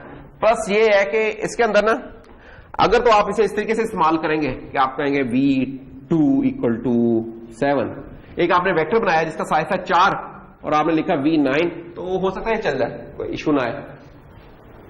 असलन तो 4 एलिमेंट्स का तो आपको जाने नहीं चाहिए 4 और उससे अब, लेकिन ये कोई एरर रेज नहीं कर रहा, जैसे अरे नहीं करती। लेकिन अगर आप एक और इसका फंक्शन v.add, अब आप अगर कहेंगे ना इसे, तो ऐड जो है वो बाउंड्री चेकिंग करता है, वो बता देगा कि भाई एक्सेप्शन थ्रो कर देगा। तो अगर आपने अगर तो चेक करना है, एरर चेक वगैरह कोई करना है, तो आप फिर इसको इस्तेमाल कर लें। या इवन आप क्या कर सकते हैं कि जो वेक्टर्स की क्लास गिवन है ना, आप इसको इनहेरिट करें, इनहेरिट करके आप कहेंगे यार मैं इस स्क्वायर ब्रैकेट जो था ना, इसके ऊपर भी मैं कंडीशन लगाने लगा हूं, जिसको आप डिबग जब कर रहे हो कोड को तो आप चेक कर लिया करें, जब रिलीज मोड में हो तो चेक ना किया करें। नॉर्मली इस तरह का काम होता है। जब हम रिलीज में, यानी कि जब चीज किसी को रिलीज कर देते तो हमने मेक श्योर किया था कि वो चीज चल रही है हमेशा, तो उसमें एरर चेकिंग नहीं होती हमारी, उसमें हम कहते हैं यार चीज सही चल रही है तभी तो रिलीज की है।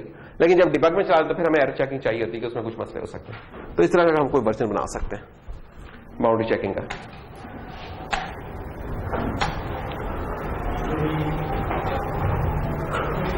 अच्छा, फिर इसमें ये है कि पुश बैक और ये तो है, फिर इंसर्ट का फंक्शन भी ये सपोर्ट करता है।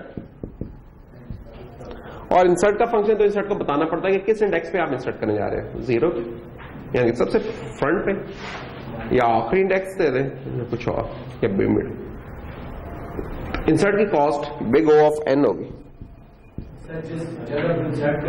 उसका इंडेक्स देना होता है, उसका इंडेक्स नहीं, हाँ, यानी कि जब वो इंसर्ट होता है तो उससे पहले वाली बन जाती है, यानी कि दूसरा, यानी कि जब हम 2 देंगे तो 2 वाला 3 पे जा चुका होगा, ठीक है, खुद ये 2 पे आएगा, ठीक है। इंसर्ट के लिए और जरूरी नहीं है, उसके बगैर भी हम कर सकते हैं इधर, इधर कर सकते हैं उसके बगैर भी आप, बेहतर है वो भी आइडेटा हमने किया नहीं तो इसलिए। अच्छा यार ये अभी हम नॉर्मल पॉइंटर वाले तरीके से भी कर सकते हैं। मैं आपकी बात जो समझ रहा हूँ ये था, हाँ एक थोड़ी सी मैं मिक्स भी कर रहा हूँ कि एक ना हम और भी यूज कर रहे हैं, स्टैनफोर्ड वालों की भी एक लाइब्रेरी होती है, उसमें हम ना इंडेक्स लोकेशन दे रहे होते हैं। स्टैंडर्ड टेम्पलेट लाइब्रेरी में हम पॉइंटर दे रहे होंगे, तो इधर हाँ हम दे रहे होंगे कि जो एड्रेस ऑफ V2 है ना ये दे रहे होंगे, ठीक है, ये लोकेशन दे रहे होंगे। हाँ बिल्कुल सही करेक्ट किया मैंने। अच्छा तो ये हो गया काम, और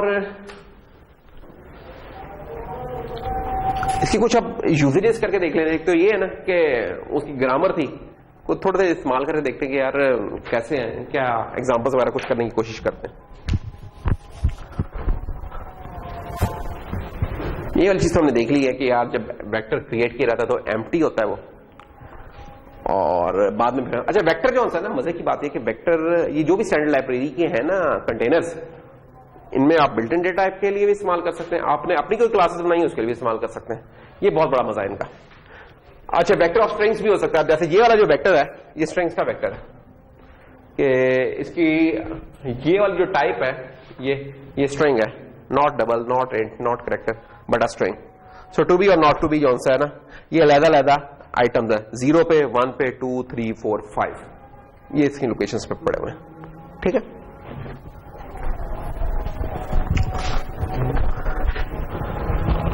अच्छा और चलें कुछ एग्जांपल करने की कोशिश करते हैं।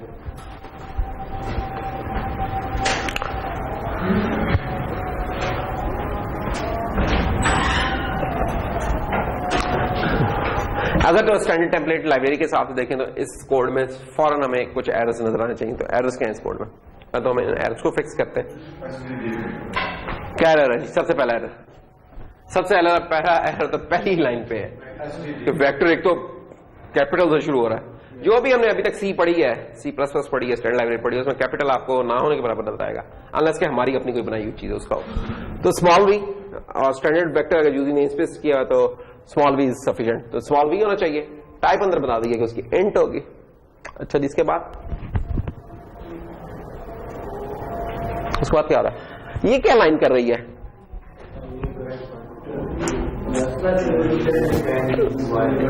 ये एक काम है शायद आप करने की कोशिश करें। यार स्ट्रिंग में होता है ना कि आप पेंड करते जाएंगे, आप प्लस इक्वल को करते जाए, तो ये नहीं है, आपको इसके बाद पुश बैक लिखना होगा, ठीक है ना। तो अगर हम इसका करेक्ट वर्जन लिखें इस इनकरेक्ट कोड का, तो पहले तो इस कोड को करेक्ट करते हैं, इस तरह की हम गलतियां डाल के करेक्ट कर लेंगे ताकि जरा पता चल जाए कि नॉमेनक्लेचर क्या है। अब इसको ठीक करें। तो सबसे पहले तो ये था कि std कॉलन वेक्टर इंट और वेक, फिर जनाब आपकी लूप लग गई। एक तो यार मुझे ये वाली लूप बहुत बुरी लगती होती है, ये जो ये 1 से शुरू होती है और लेस देन इक्वल जिसमें आता है ना, बड़ी जान जाती है इससे बड़ी। क्या करें, मैं इस तरीके से ज्यादा पसंद करता हूं। तो खैर तुम उस तरीके से देखते हो, ये कोई एरर नहीं है, हाँ ये अपना स्टाइल है। अच्छा बाकी हम कह रहे हैं यार ये होना चाहिए कि vec dot push back. Push back क्या करवाएं, 10 into i। Now this is the correct version, ठीक है, इस कोड का ये एक करेक्ट वर्जन। ऊपर वाली 2 लाइनों का भी नीचे वाली लाइनों पे नहीं है, तो निचली 2 लाइनों पे आ जाते हैं। अरे ये लाइन काम क्या कर रही है, ये वाला काम कर लेंगे कि आपके वेक्टर के अंदर ना 0 इंडेक्स पे 10 पड़ा होगा, 1 पे 20 पड़ा होगा एंड सो ऑन। है 0 पे 10 पड़ा होगा, 0 पे तो 1 पड़ा होगा, हमारा तो पड़ा होगा 10, नहीं हमारा भी नहीं पड़ा होगा। उनका क्यों पड़ा है वैसे? ओह हाँ इसलिए उनका पड़ा होगा। तो फिर हम इनका वाले कर लेते हैं यार, फिर वो थोड़ा सा फर्क आ जाएगा। चलो जी अच्छा जी, what is the output of the code? अब आउट ऑफ द कोड में रिमूव का फंक्शन ही होता हमारा, अरेज का है फंक्शन, इंसर्ट है और अरेज है मेरे ख्याल में, अगर मैं भूल नहीं रहा तो अरेज। तो अरेज को लेकिन हमने इंडेक्स नहीं बताना होता, अगेन उसको पॉइंटर बताना होता है। तो ये एक फर्क होगा थोड़ा सा। तो इसका करेक्ट वर्जन क्या रहेगा? For int i is equal to 0, i less than vec dot size and i plus plus.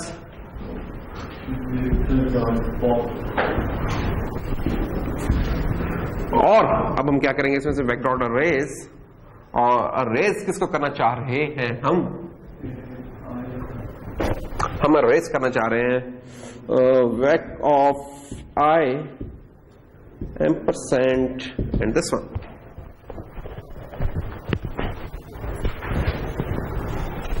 और फाइनली सी आउट। अब सी आउट में भी एक मसला है, जो हमारा सी आउट है उसे नहीं पता कि वेक्टर कैसे, उसका साइज क्या है, क्या किस तरह डील करना है। तो हम इसको भी क्या करेंगे, हम एक लूप लगा लेंगे दोबारा for int i is equal to 0, i less than vec dot size और i प्लस प्लस, और नीचे हम करा देंगे C out vec of i, और सी ये और थोड़ी सी स्पेस डाल दें ताकि जुड़ ना जाए वो आपस में। Now this is a correct version of this thing. अब क्या एक्सपेक्ट करें? ये तो मैं कोड लिख लिया ना, एक्सपेक्टेशन क्या है हमारी है? अच्छा ये गिर गया, चले इसको लगा लेते हैं।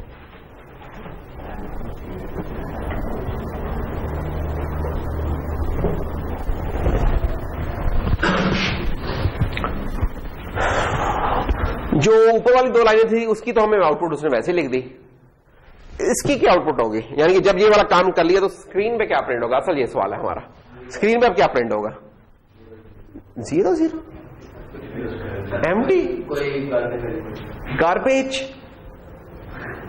तीनों गलत जवाब है, बगैर सोचे समझे दिए, इसलिए गलत है। और करो दोबारा।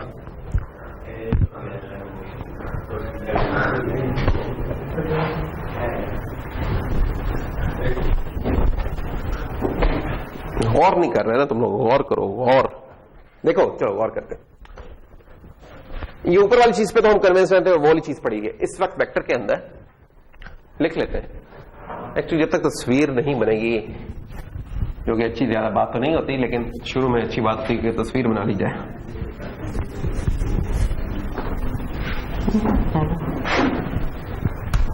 अच्छा जनाब, मेमोरी में पड़ा हुआ है हमारे पास 10 20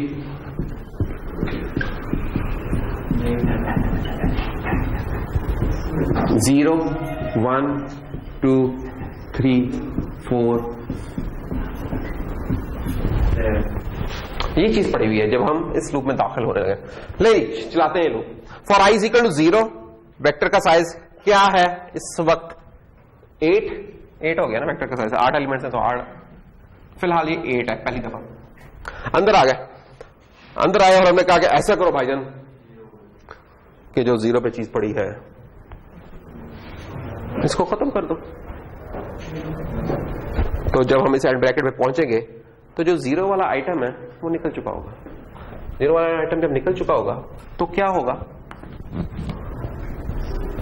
एक आइटम कम हो चुका होगा इसमें। 0 पे अब कौन पड़ा होगा? 20।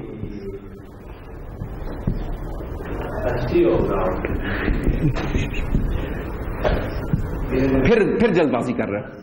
जल्दबाजी नहीं करनी बेटा, तसल्ली से।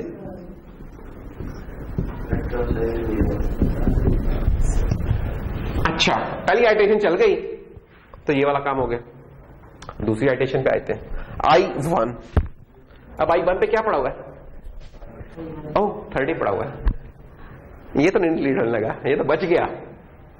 वो नहीं तो मारियो ब्रदर्स में जंप लगा के चलाते हैं, भाईजान जंप लगा के चले गए। तो 30 साहब डिलीट हो जाएंगे। तो 30 जब डिलीट होगा तो क्या बच जाएगा हमारे पास? 20 40 50 60 70 एंड 80।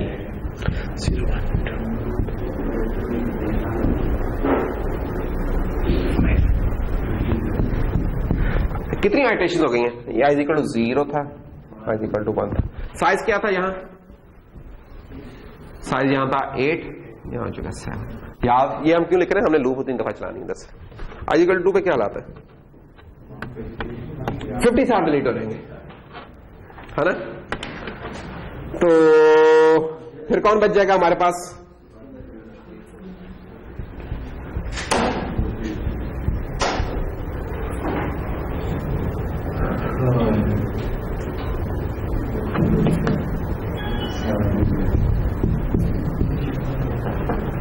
साइज क्या हो गया हमारा, ये साइज इधर 8 था, सॉरी ये 8 था, ये 7 था, ये 6 है, ये 5 है। तो 0 के बाद, 1 के बाद, 2 के बाद 3 पे जब हम पहुंच रहे हैं तो 70 साल निकल रहे हैं। तो 20, 40, 60 और 80 आ गया। और साइज कितना हो गया, 4। और उसके बाद अब कौन निकलेगा, अब उसके बाद तो i = 4 हो गया। और हमारी लूप चल रही है लेस देन के लिए, तो अब आगे लूप चलनी नहीं है, तो लूप हमारी सिर्फ ये 3 दफा चली है। तो अब हम जब स्क्रीन में प्रिंट कराएंगे तो हमें 20, 40, 60, 80 मिल रहा होगा, ऐसा ही है कि नहीं, या कोई है गलती देख लो। बहरहाल ये जो चीज है ये कोई इसका डेफिनेट आंसर नहीं होता, ये प्लेटफॉर्म टू प्लेटफॉर्म थोड़ी बहुत चेंज हो सकती है। इस तरह का कोड लिखना नहीं चाहिए वेक्टर में, कभी ऐसा कोड लिखने की कोशिश ना करो कि जिसमें आपका वेक्टर का साइज उस लूप के अंदर चेंज हो रहा हो। इसका कुछ अनडिटरमिनेड रिजल्ट हो सकता है, पॉसिबल है, इधर तो नहीं हुआ, लेकिन जब हमने ऑप्टिमाइजेशन की या कुछ और किया उसमें लूप अनरोल वगैरह होती है तो उसमें कुछ जवाब गलत हो सकता है, पॉसिबल। तो इस तरह कोड रिकमेंडेड नहीं है, just for the sake of example तो ठीक है, लेकिन रिकमेंडेड नहीं है। ये एग्जांपल इसलिए दे दी थी आपको पता चलेगा यार डायनामिकली एक चीज चेंज हो रही है, ये बड़ी इंपॉर्टेंट बात थी इसके अंदर, डायनामिकली इसमें चीज चेंज हो रही है, ठीक है। अच्छा, और जनाब एक और है अब एक्सरसाइज हमारी, ये कुछ एक्सरसाइज करते हैं ना, हाथ सीधा हो हमारा। Right a function found in range that accepts a vector of integers along with, अब इसी कैसे प्रॉब्लम आ सकती है पेपर में, ये नहीं होगा बहुत लंबी चौड़ी, ये कुछ स्टेटमेंट्स दे दिए और कहेंगे जरा इसका बना के दे दो और क्या फंक्शन वगैरह। तो प्रॉब्लम क्या, पहले प्रॉब्लम को समझ लें। प्रॉब्लम ये कि आपको एक वेक्टर पास किया जा रहा है, ठीक है, और फिर ये कहा जा रहा है कि अच्छा ये बताएं कि इससे इस रेंज के दरमियान कितने आइटम्स मौजूद हैं, इसमें 10 से लेकर 30 तक कितने मौजूद हैं। तो 10 से 30 तक कितने, 10 से ऊपर कौन सा, 1, 30 से छोटा है 2, 3, 4, ये जवाब है इसका कि 4 आइटम्स मौजूद हैं। और हो सकता है वो कहे कि यार उन चारों को प्रिंट भी कर दो, ये भी हो सकता है। अभी तो इसने काउंट का है, कोई फरमाइशी प्रोग्राम ये भी हो सकता है कि यार अच्छा जो है एक तो बताओ कितने और उनको स्क्रीन में प्रिंट भी कर दो, ये भी काम एक हो सकता है। तो कैसे फाइंड करें इसको,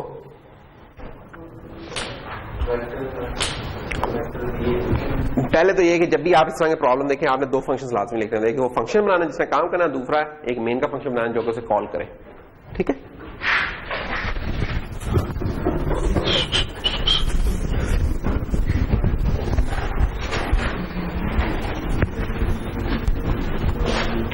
तो मेन का फंक्शन बना लेते हैं पहले।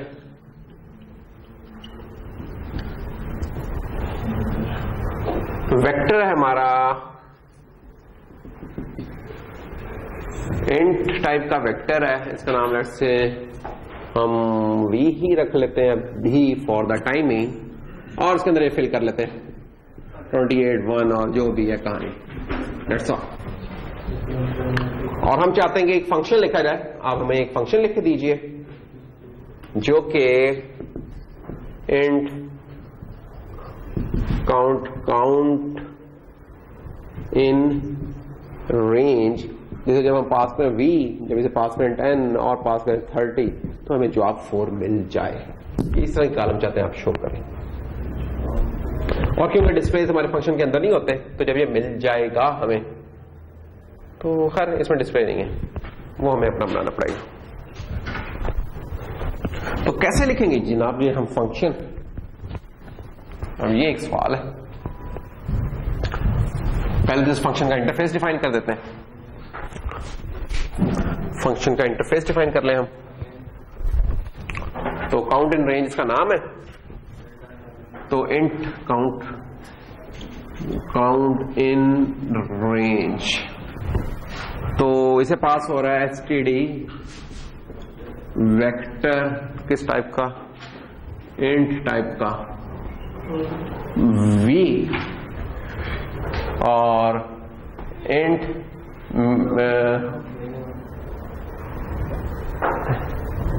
स्टार्ट इंडेक्स कह लो इसे, मैं क्या कह लूं, और एंड इंडेक्स वैल्यूज है ना, सॉरी स्टार्ट वैल्यू और एंड वैल्यू कह देते हैं। चले चीज अब इसके अंदर आए जो कि आपने लिखना है फंक्शन। अच्छा, एक जो चीज है जिसका ख्याल रखना है वो ये कि वेक्टर जब आपने इस तरीके से पास किया ना तो इसकी कॉपी अंदर जाएगी।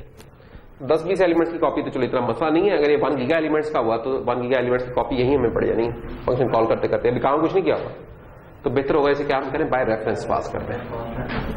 बाय रेफरेंस कर दें पास।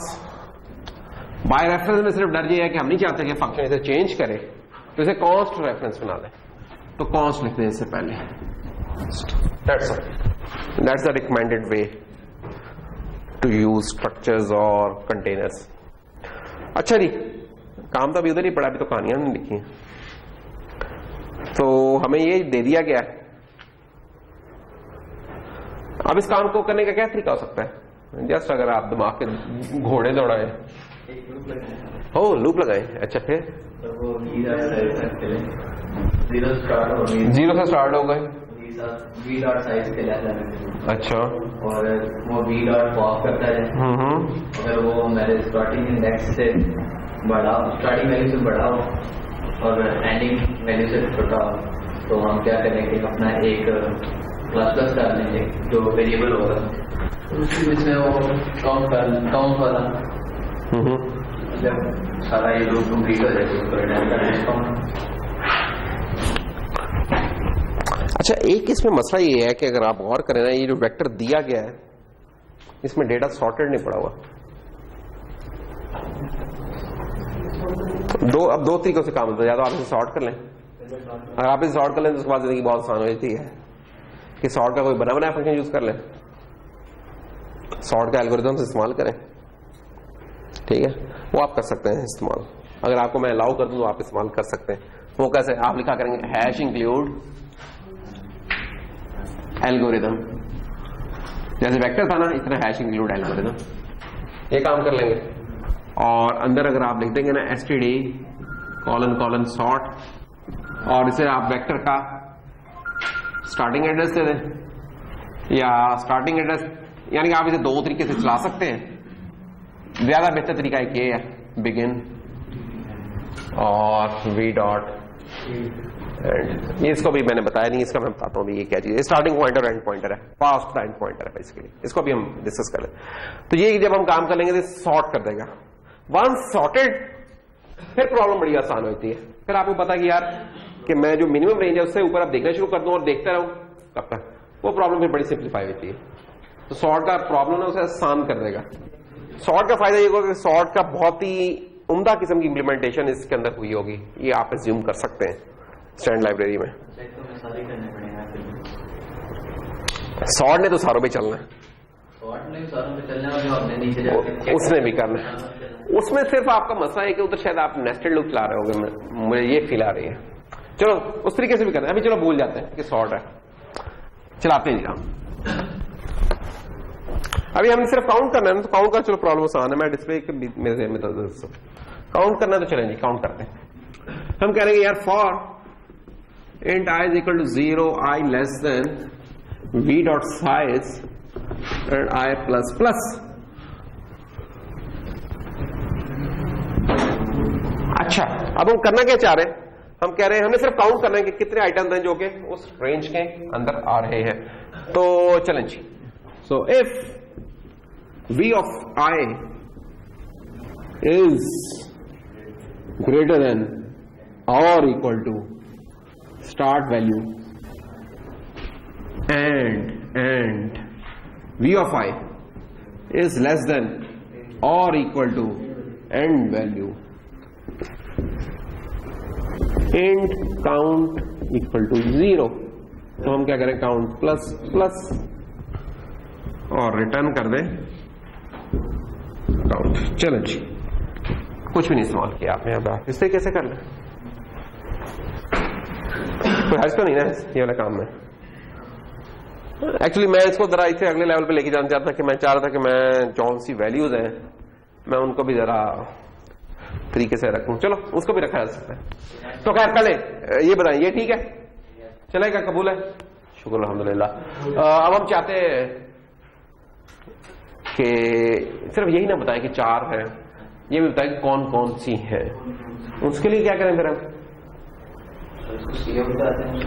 सी आउट फंक्शन के अंदर हमें बिल्कुल नहीं करना, ना ना ना ना ना ना ना, ये काम ना करिए, सी आउट नहीं करना। फिर क्या करें,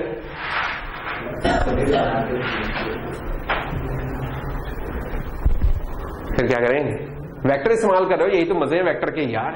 वेक्टर लगाओ, रिटर्न करवा दो, वेक्टर रिटर्न करवा दो यार, वेक्टर रिटर्न कराओ। पावर ऑफ वेक्टर आपके साथ है। आप बनाए इधर वेक्टर इंट चल रहा है ना, और इसका नाम रख लेते हैं V out, let's say empty vector बन गया। जब हम यहां आए हमने कह दिया V out dot push back, किसको करवा लिया, वी ऑफ आई को। ये लेंज काउंट शाउंट की तो जरूरत ही नहीं, उसका साइज खुद बता रहा होगा कि क्या काउंट है।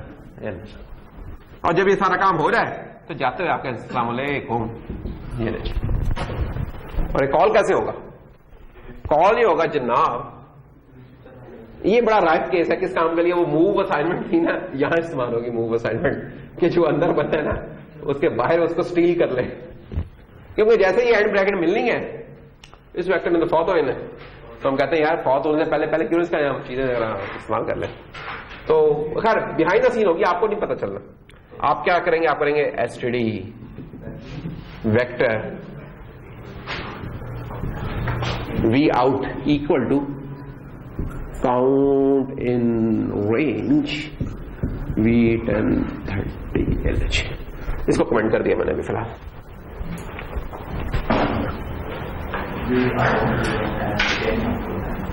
अब ये वो केस है कि काउंट इन वेक्टर एक रिटर्न कर रहा है, और वो वेक्टर जैसे इसको साइन होगा वो तबाह बर्बाद हो जाएगा, ये खत्म हो जाएगा, तबाह बर्बाद तो नहीं करना चाहिए। तो ये एक राइट केस है, ये मूव असाइनमेंट का, ये move assignment behind the scene, यहां मूव असाइनमेंट हो रही होगी, जो कि नजर तो नहीं आ रही हमें लेकिन हो रही होगी।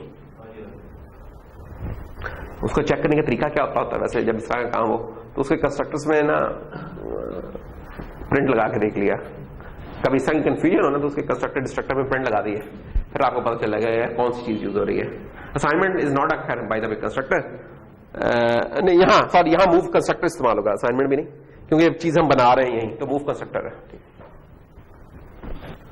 तो ये एक और आपने एग्जांपल कर लिया, आप लोग तो चैंपियन होते जा रहे हैं। इन दी एंड हमने देखो जो भी हम काम करें डेटा स्ट्रक्चर एल्गोरिथम क्यों पढ़ना, इन दी एंड हम कोई प्रॉब्लम सॉल्व करना चाहते हैं, और प्रॉब्लम इस तरीके की कुछ होंगे, प्रॉब्लम्स कुछ इस तरीके की होंगी। मसलन ये क्या चीज होती थी, ये तो जरा एक बड़ा सादा तरीके से दिया ना, ये एक ऐसा काम हो सकता था कि ना आपको कोई ऑडियो ट्रैक दे दिया गया, ऑडियो ट्रैक में आपने देखा होगा कि यार जब गाना स्टार्ट होता है ना तो फेड इन हो रहा होता है, आवाज बिल्कुल जीरो से उठती है और एकदम बढ़ रही होती है और फिर एक नॉर्मल होता है, जैसे पीछे से नहीं ऐसे किसी ने चला दिया और वॉल्यूम बढ़ाता जा रहा हो और जैसे फुल कर दिया वॉल्यूम, और इस तरह फिर जब खत्म होने लगता है तो फेड आउट होने लग जाता है, वो कि आवाज कम होती चली जाती है, वो नेचुरल होता है, ये नहीं कि एकदम खड़क बंद हो गया, बंदे को इस तरह लगता है कि ये शायद कोई रील कट गई है, कुछ और इस तरह काम हो गया, नहीं, नेचुरल क्या होता है कि फेड इन हो और फेड आउट हो। प्रॉब्लम आपको क्या दी जा सकती है, आपने क्या किया कि रेडियो पे इस रंग आ रहा था, आपने इसको रिकॉर्ड कर लिया और आप कहते हैं यार मैंने फेड इन फेड आउट नहीं करना फॉर एग्जाम्पल, तो आपके पास क्या है, उसके कुछ एम्पलीट्यूड है, आपने उसका कोई एवरेज मेंटेन की होगी, आप कहेंगे यार जब इतनी एवरेज से ऊपर हो रहे ना तो उठा लो ये ट्रैक, और जब इतनी एवरेज से नीचे जाने लगे तो फिर ट्रैक को बंद कर दो, फेड इन फेड आउट का उधर से निकल जाएगा खाता है। तो एक एवरेज आप चलाएंगे, इसके ऊपर एक एवरेज फिल्टर होगा जो कि एवरेजिंग कर रहा होगा, इसको सिंपल एवरेजिंग, और समझेंगे ये जो नंबर्स है ना, ये जो आपका ऑडियो का होता है ना डेटा, उसके भी इस तरह के नंबर्स पड़े होते हैं, उसके अंदर कुछ नहीं होता, नंबर्स ही होते हैं। ये मजा की ये बात होती है जब आप सिग्नल सिस्टम डीएसपी वगैरह पढ़ोगे ना, तो आप देखोगे यार नंबर्स ही होते हैं, इन दी एंड कुछ नहीं होता। इमेज जो होता है वो भी कुछ नंबर्स ही होते हैं। तो फिर आप वो एक रेंज से ऊपर जाते हैं उसको उठा लोगे और आखिर तक उतरे उठा लोगे, तो वो जो आउटपुट वेक्टर फिर मिलेगा उस केस में वो होगा जिसमें ना फेड इन है ना जिसमें फेड आउट एग्जिस्ट कर रहा होगा। तो एक प्रैक्टिकल इसकी एग्जांपल ये हो सकती है।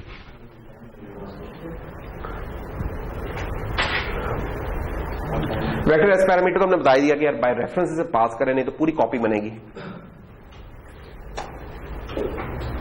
अच्छा हाँ, एक चीज अब कि वो जो बिगिन और एंड नहीं मैंने बताया था, ये ना बताया तो बड़ा मसले हो रहेंगे।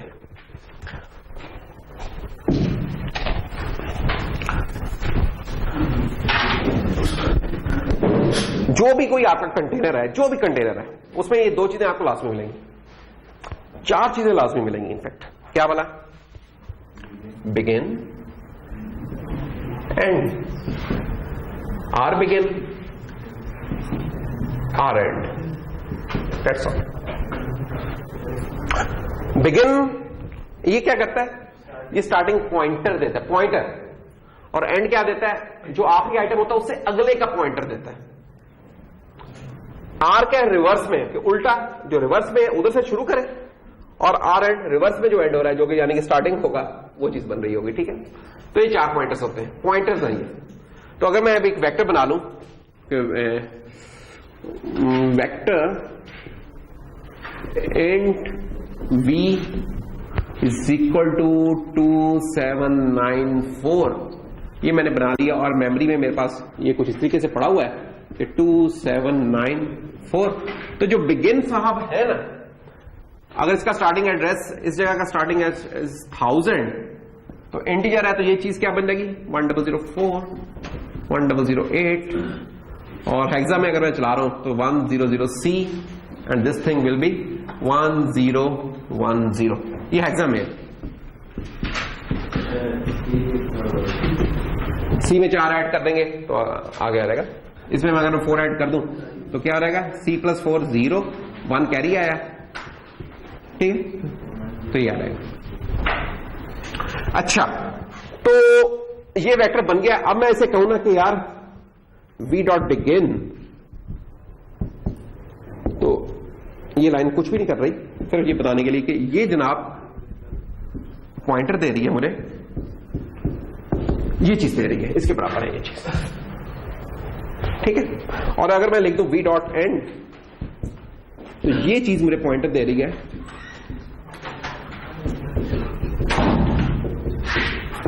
इस चीज का। अच्छा, बिगिन का तो हमें नजर आ रहा है कि यार ठीक है, और वैल्यू क्या है पड़ी हुई इसमें, और इसमें वैल्यू पड़ी हुई है 0 hex 1010। Now this is important. v.end थोड़ा सा कंफ्यूजिंग होता है। बिगिन तो हमें नजर आ रहा है कि स्टार्ट कर रहा है, जो एंड है ना वो इस जगह का पॉइंटर है, जिसे हम कहते हैं कि एंड के अगले वाला जो होता है ना, ये उस जगह का पॉइंटर दे रहा है एंड, तो एंड इस जगह को पॉइंट कर रहा है। ये एक फर्क है, बस याद रखेंगे। आखिरी एलिमेंट का नहीं है ये, आखिरी से अगले वाला। तो इसका मतलब v.end के ऊपर आपका कोई काम का चीज नहीं पड़ेगी, ये सिर्फ एक एंड मार्कर है कि उसके बाद वाला। इसको हम बोलते होते हैं कि past the end, pass the end marker. जो भी एंड वैल्यू है उसके अगले वाला है, उसके नेक्स्ट है।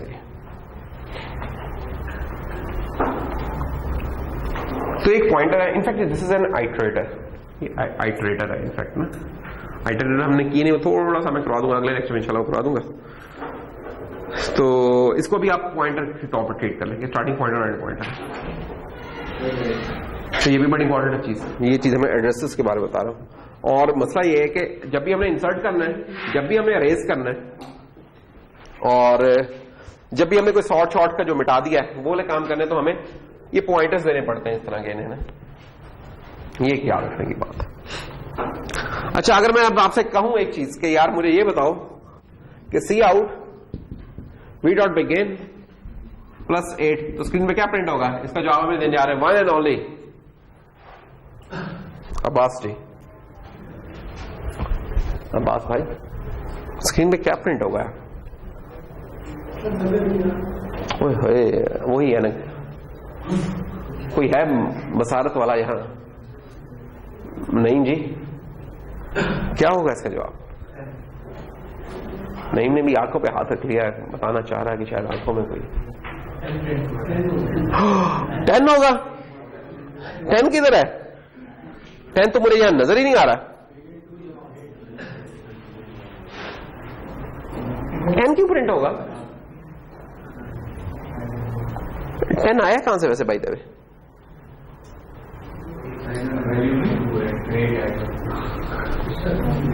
भूल गए हैं पॉइंटर्स। अच्छा, जोगी कहाँ है? हमारा दोस्त जोगी नहीं आया।